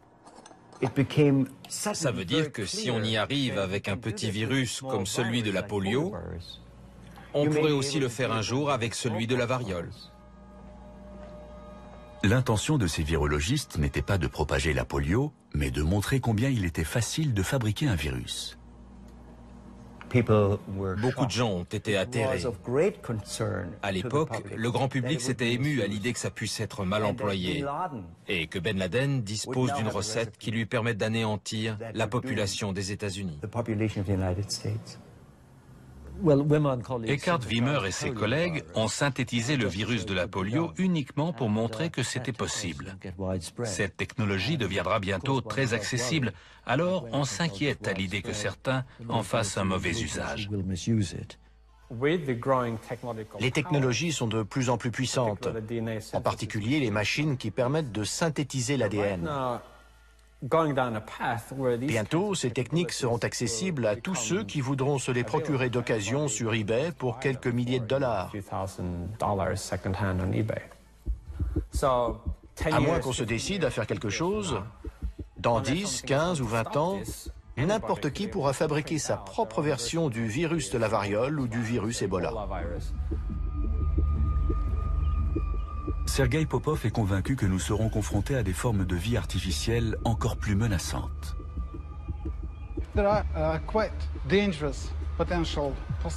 Il y a d'autres hypothèses, comme celle d'une bactérie renfermant un virus. Les deux sont dangereux. Si on s'attaque à la bactérie, le virus continuera à propager la maladie. Et si on s'attaque au virus, on ne sera plus protégé contre la bactérie. C'est un scénario cauchemardesque. Une infection bactérienne doublée d'une infection virale pourrait se solder par une maladie que nous serions incapables de soigner. Les particules en suspension dans l'air sont le mode le plus efficace de transmission d'un agent pathogène. La victime inhale de fines gouttelettes de fluide et il ne faut qu'une quantité infime pour contaminer un individu. Une attaque biologique pourrait être lancée dans un endroit comme celui-ci. Une rame de métro fonctionne comme une pompe dans un tube. Si on répand une bonne quantité d'agents pathogènes au-dessus des voies, le déplacement des rames les fera se propager le long des tunnels. Ce serait suffisant pour contaminer beaucoup de monde.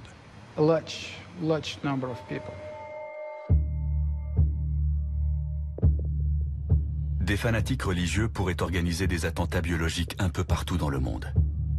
Des populations entières pourraient devenir stériles après avoir été exposées à des virus synthétiques attaquant les cellules reproductrices. Une superbactérie pourrait détruire toutes les plantes et anéantir la production de nourriture.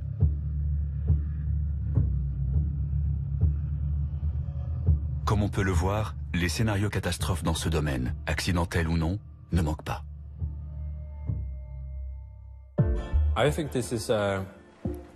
C'est le principal risque existentiel. Si un tel pouvoir devait devenir accessible à tout le monde, il est évident que certains voudront l'utiliser à des fins de destruction. Les méchants pourraient être n'importe qui. Un État voyou, un groupe terroriste sophistiqué, ou juste un scientifique mal luné. Ce serait difficile à mettre sur pied, mais très franchement, on sait le faire. Au XXIe siècle, la biologie de synthèse apparaît comme la plus grande menace contre l'humanité. Elle arrive donc en tête de nos 10 scénarios de fin du monde.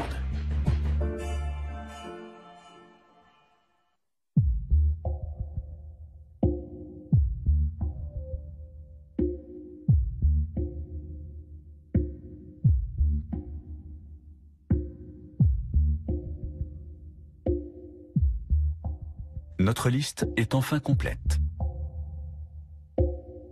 Pourtant, il faut encore évoquer un dernier danger, peut-être plus grave que les 10 autres combinés. Car notre jeu comporte une 11e carte. Cette carte rentre dans la catégorie des risques existentiels majeurs. Il serait naïf de se dire « ça y est, on connaît enfin les principales menaces ». Il y en a peut-être 2 ou 3 autres, aussi importantes que les armes nucléaires, la biotechnologie, la nanotechnologie et l'IA, et qui restent à inventer.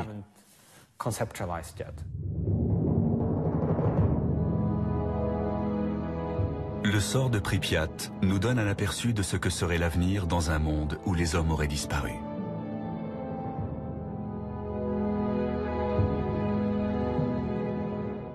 Le voyage de l'humanité durera-t-il encore longtemps ? Tout dépend de notre capacité à survivre à ce siècle. Si nous y parvenons, le risque de voir l'homme s'éteindre à cause d'une catastrophe existentielle pourrait diminuer. À partir de là, l'espèce humaine pourrait espérer une certaine longévité et son avenir pourrait éclipser son passé.